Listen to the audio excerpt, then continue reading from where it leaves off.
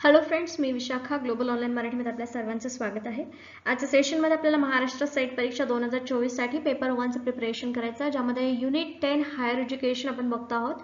आणि आजच्या सेशनमध्ये आपल्याला हायर एज्युकेशनवरचे काही MCQ प्रॅक्टिस करायची आहे. So let's start with the session start करण्यापूर्वी एक इम्पॉर्टंट सूचना किंवा संधी आहे. त्या स्टुडंटसाठी जे स्टुडंट्स यावर्षीची एक्झाम टार्गेट करत आहेत त्यांच्यासाठी स्पेशल एक पेपर 1 साठी क्रॅश कोर्स घेऊन आलो आहोत. ज्या क्रॅश कोर्समध्ये आम्ही तुम्हाला देणार आहे संपूर्ण अभ्यासक्रमावरील मॉक टेस्ट, संपूर्ण अभ्यासक्रमावरील notes, video lectures and live lectures, PYQs. या क्रॅश कोर्सची फीस आहे 3000 रुपीज. ज्याची न्यू बॅच स्टार्ट होणार आहे 5 जुलैपासून. आणि या क्रॅश कोर्समुळे तुम्हाला गॅरंटीड 80+ मार्क्स मिळतील. असा हा परिपूर्ण क्रॅश कोर्स तुम्हाला हेल्प करणार आहे येणाऱ्या एक्झाममध्ये क्वालिफाय होण्यासाठी. कोर्सला जॉईन होण्यासाठी इकडे दिलेल्या व्हॉट्सअप नंबरला मेसेज करा किंवा प्ले स्टोअरवरून ग्लोबल ऑनलाईन नावाचा ॲप डाउनलोड करा आणि लगेचच कोर्सला जॉईन व्हा आणि प्रिपरेशनला स्टार्ट करा. ओके, प्रश्न बघूया आपण. खालीलपैकी कोणत्या परिषदेचे सन 2013 मध्ये विभाजन करण्यात आले? ऑप्शन्स आहेत दूरस्थ शिक्षण परिषद, राष्ट्रीय शिक्षण परिषद, राष्ट्रीय शैक्षणिक संशोधन आणि शिक्षण परिषद, राष्ट्रीय मूल्यांकन व अधिस्वीकृती परिषद. Which of the following councils were divided in 2013?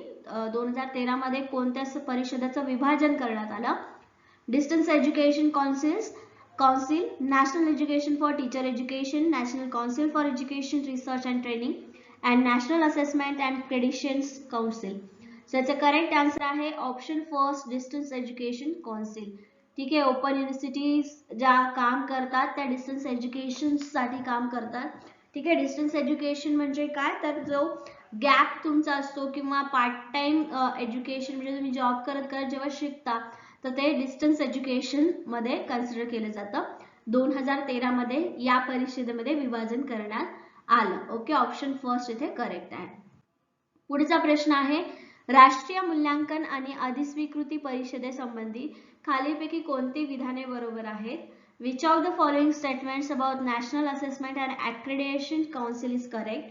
Options are it is an autonomous body, it is entrusted with the responsibility of evaluation and accreditation of higher education institutions, the institution is located at Delhi, it has field offices, select the appropriate options from the options given below. ठीक आहे, हे options below खाली दिलेल्या options पैकी एक correct answer निवडायचा आहे. ती एक स्वायत्त संस्था आहे, तिच्याकडे उच्च शिक्षण संस्थांचे मूल्यांकन व अधिस्वीकृतीची जबाबदारी सोपवलेली आहे. ही संस्था दिल्ली येथे आहे. तिचे क्षेत्रीय कार्यालय आहेत. खाली दिलेल्या पर्यायामधून योग्य पर्याय निवडा.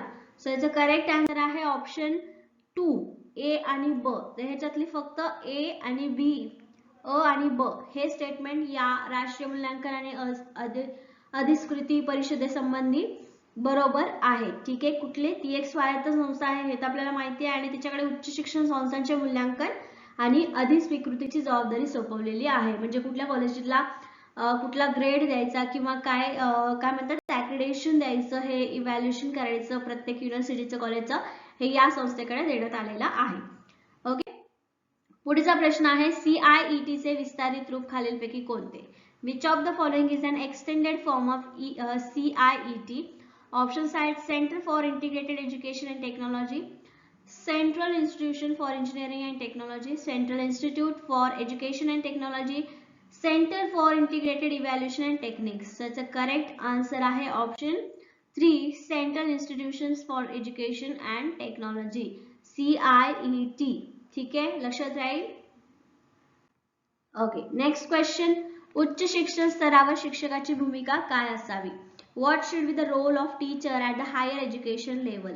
Options: providing information to the students, motivating students to self-study, encouraging competition among students, helping students to solve their problems. विद्यार्थ्यांना माहिती प्रदान करणं, विद्यार्थ्यांना स्वयं अध्ययन करण्यास प्रेरित करणे, विद्यार्थ्यांमध्ये निकोप स्पर्धेस प्रोत्साहन देणे, विद्यार्थ्यांना त्यांच्या समस्या सोडवण्यास मदत करणं. काय करायला पाहिजे एका उच्च शिक्षण स्तरावरील शिक्षकाने? करेक्ट आन्सर आहे ऑप्शन 2, स्वयं अध्ययन करण्यासाठी प्रेरित केलं पाहिजे. शिस्त किंवा अभ्यासाची सवय जी लागते ती स्कूल डेज मध्ये लागते किंवा प्रायमरी एज्युकेशन मध्ये लागते. हायर एज्युकेशनच्या लेवलवरती जे शिक्षक असतात, प्राध्यापक असतात, त्यांनी फक्त स्टुडंट्सला मोटिवेट करायचं असतं सेल्फ स्टडी करण्यासाठी किंवा त्यांना अभ्यासासाठी प्रोत्साहन द्यायचं असतं. ठीक आहे, म्हणून ऑप्शन 2 इथे करेक्ट आन्सर आहे. ओके, या क्वेश्चनचा. पुढचा प्रश्न आहे, which of the following statements regarding university Grant commission is not correct. विद्यापीठ अनुदान आयोगाशी संबंधित खालीलपैकी कोणते विधान बरोबर नाही. ऑप्शन्स आहे, it was established by an act of parliament in the year 1956. It is entrusted with the task of coordinating the progress of higher education. It receives fund from central government through the plan and non-plan. Such state university receives fund from state governments. मराठीमध्ये आहे, सन 1956 मध्ये संसदेच्या एका अधिनियमाद्वारे याची स्थापना करण्यात आली. उच्च शिक्षणाची प्रगती समन्वयाचे कार्य यांच्याकडे सोपवलेले आहे. यास केंद्र शासनाकडून योजनेद्वारे व योजनेनंतर निधी प्राप्त होतो. यास राज्य विद्यापीठांसाठी राज्य सरकारकडून निधी प्राप्त होतो. यापैकी कोणतं बरोबर नाही असं विचारलेलं आहे. कशाशी रिलेटेड? विद्यापीठ अनुदान आयोग. करेक्ट आन्सर आहे ऑप्शन 4. सरकारकडून, राज्य सरकारकडून निधी प्राप्त होतो असं म्हटलेलं आहे या युनिव्हर्सिटीसाठी. तर तसं नाहीये, हे स्टेटमेंट बरोबर नाही. ठीक आहे, करेक्ट आन्सर याचं 4 आहे.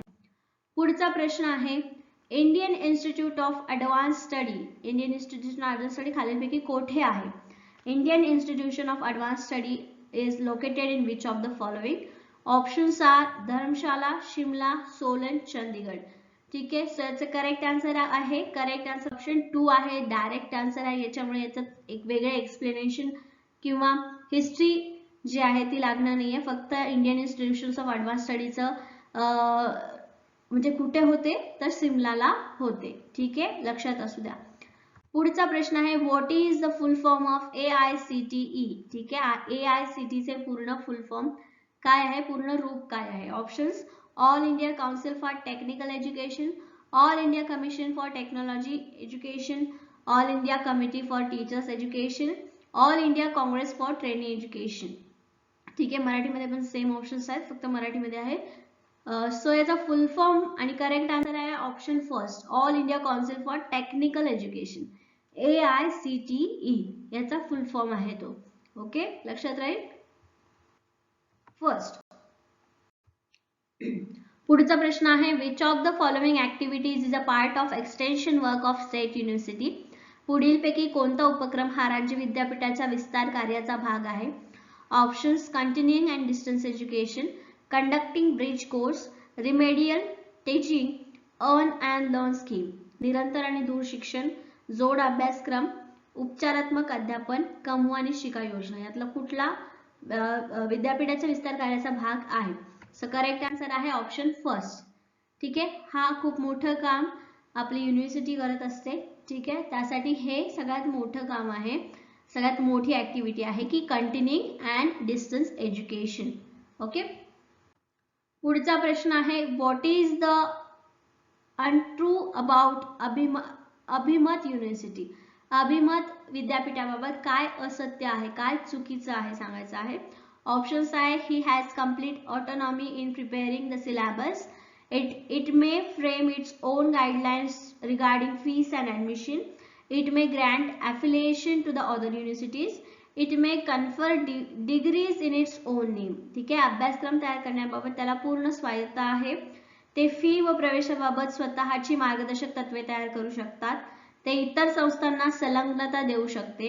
ते स्वतःच्या नावाने पदवी प्रदान करू शकतात. अभिमत विद्यापीठाबाबत काय असत्य आहे? सो करेक्ट आन्सर आहे ऑप्शन 3. ते इतर संस्थांना संलग्नता देऊ शकते. हे चुकीचं आहे किंवा असत्य आहे रिगार्डिंग अभिमत विद्यापीठ. Okay, correct answer option 3. पुढचा प्रश्न आहे, the process of creating a new syllabus for courses starts here. एखाद्या अभ्यासक्रमासाठी नवा पाठ्यक्रम तयार करण्याची प्रक्रिया येथे सुरू होते. कुठे सुरू होते? ऑप्शन्स आहेत, फॅकल्टी, बोर्ड ऑफ स्टडीज, विद्या परिषद, research and accreditation committee.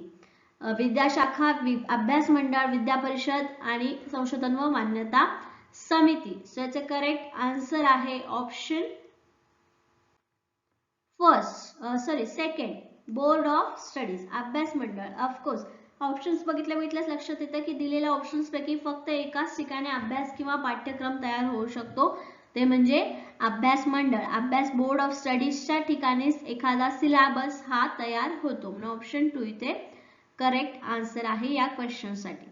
Okay, पुढचा प्रश्न आहे the apex institute in the field of engineering education and research in India is.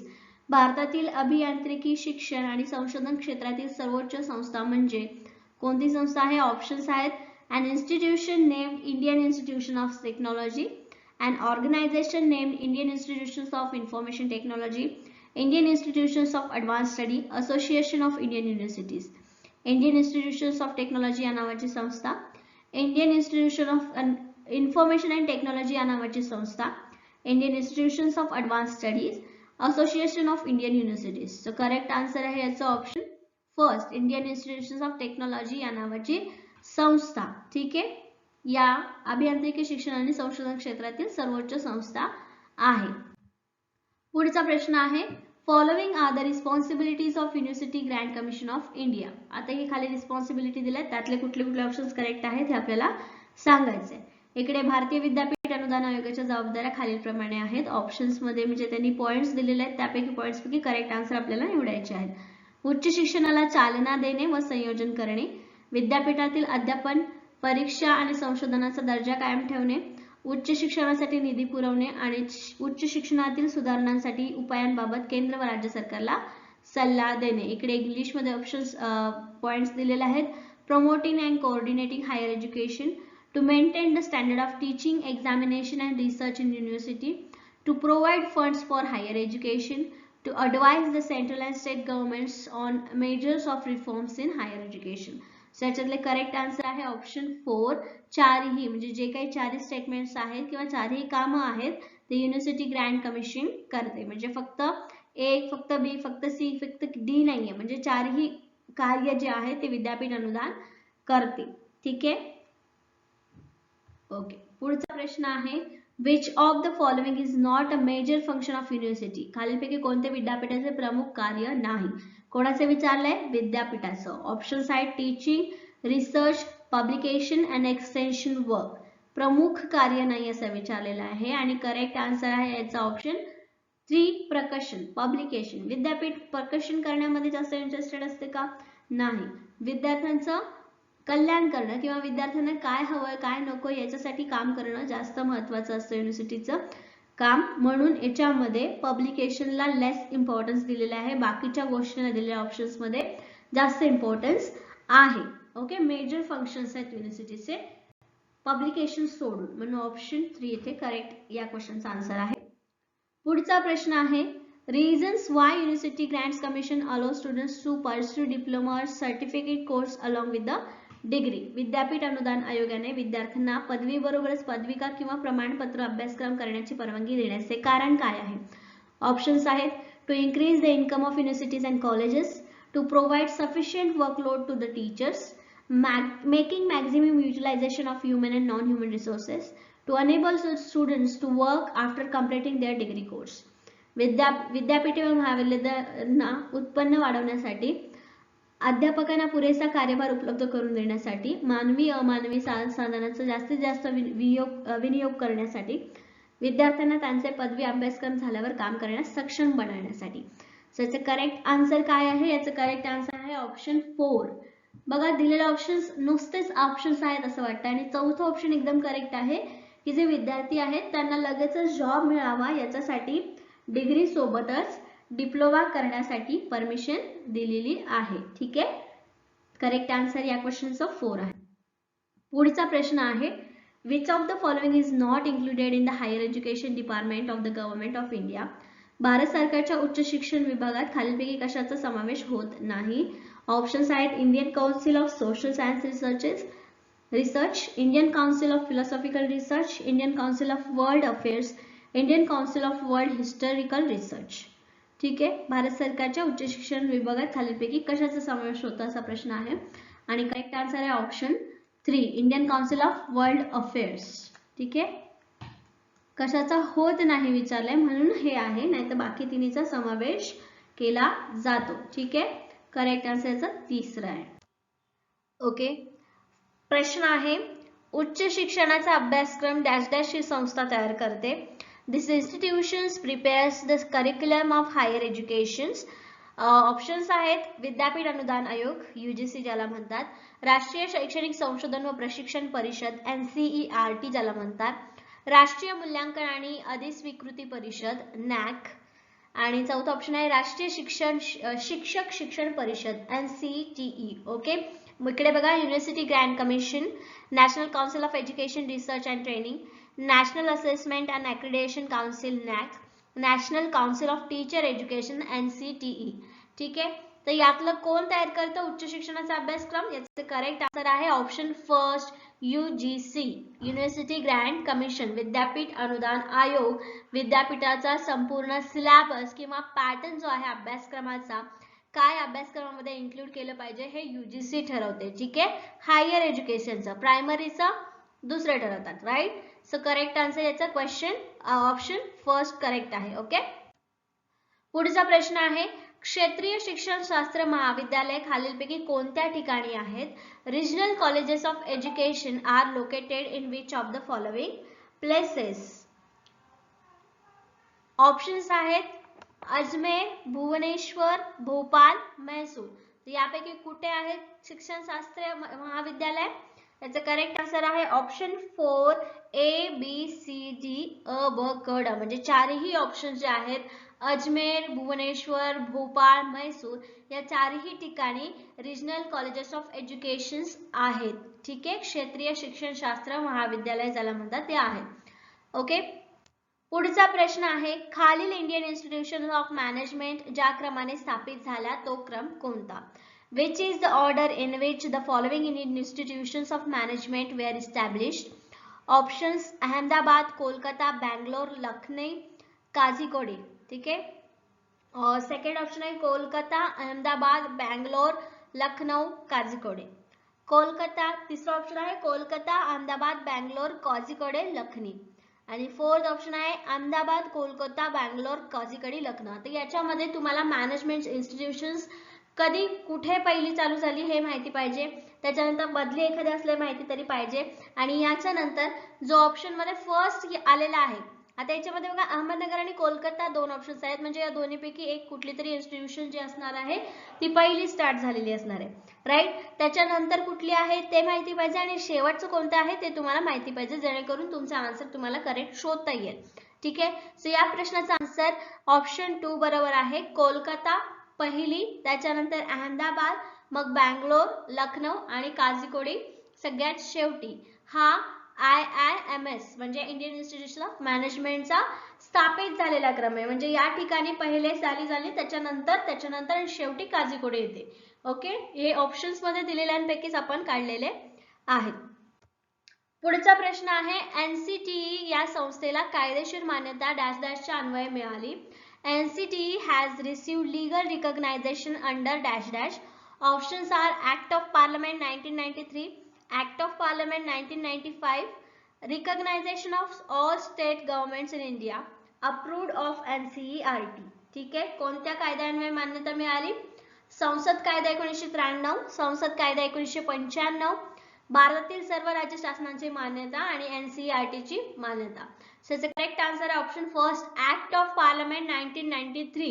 NCTE आणि ऍक्ट ऑफ पार्लमेंट 1993 असा थोडासा रेफरन्स घेऊन आपल्याला हे लक्षात ठेवायचं आहे, जेणेकरून या कायद्याअंतर्गत NCTE ही रिकॉग्नायझेशन किंवा या संस्थेला मान्यता मिळाली हे आपल्याला लक्षात ठेवायचं आहे. ओके, नेक्स्ट क्वेश्चन बघूया.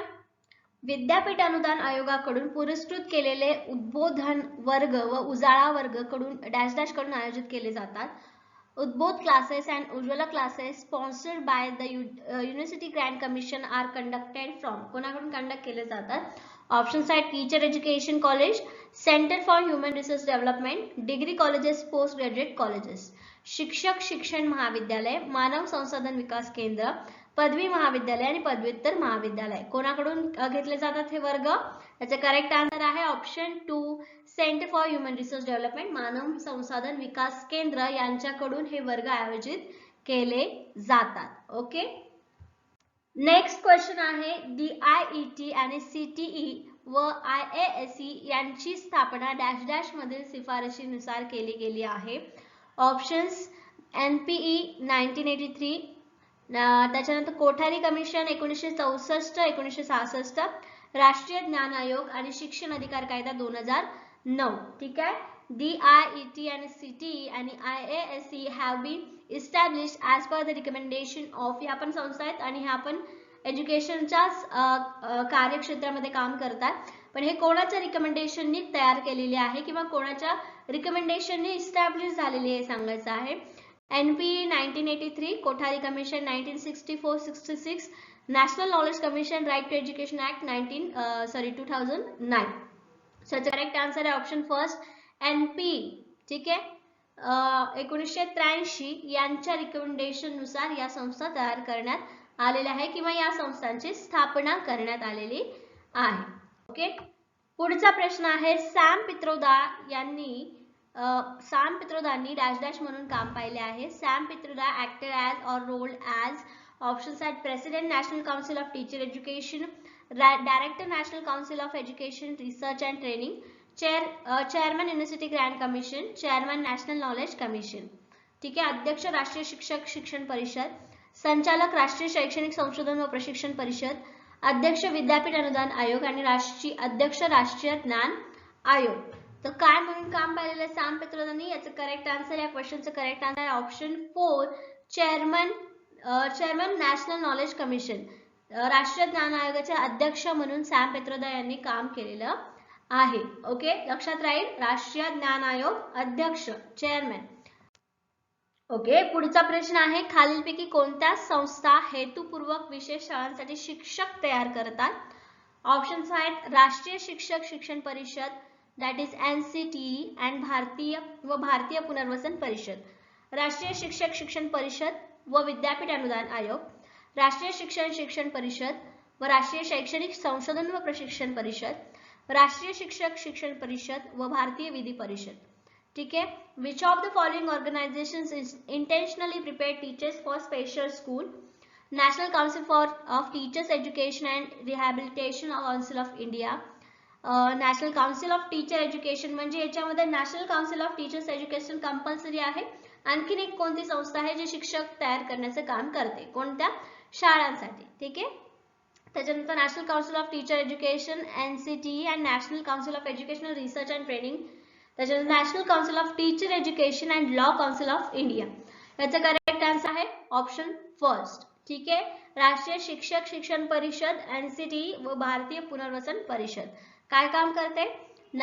इंटेन्शनली टीचर्स तयार करणं, शाळांसाठी शिक्षकांना तयार करण्याचं काम या दोन संस्था करतात. National council of teacher education and rehabilitation of council of India. Okay. Next question आहे केंद्र शासनाने राष्ट्रीय शिक्षक कल्याण प्रतिष्ठानची स्थापना डॅश डॅश मध्ये charitable endowment act dash dash नुसार केली. The central government established a National Teacher Welfare Foundation in dash dash under the Charitable Endowment Act. हा ऍक्ट आहे आणि हा ऍक्ट कधी झाला ते सांगायचं आहे. दोन ऍक्ट आहे त्याच्यामध्ये. तर बघा, म्हणजे एक ऍक्ट आहे आणि एक फाउंडेशन इयर आहे. तर ऑप्शन्स आहेत 1962 1890, 1965 1809, 1967 1889, 1969 आणि 1889. सो याचं करेक्ट आन्सर आहे ऑप्शन 2 1965 आणि 1809. ठीक आहे. The central government established national teacher welfare foundation. ठीक आहे. शिक्षक कल्याण प्रतिष्ठापनाची स्थापना 1965 ला झाली आणि ही कोणत्या ऍक्ट नुसार झाली? तर 1809 या कायद्यानुसार करण्यात आलेली आहे. ओके. पुढचा प्रश्न आहे व्यावसायिक शिक्षणाचा प्रमुख उद्देश कोणता आहे? What is the main purpose of vocational education?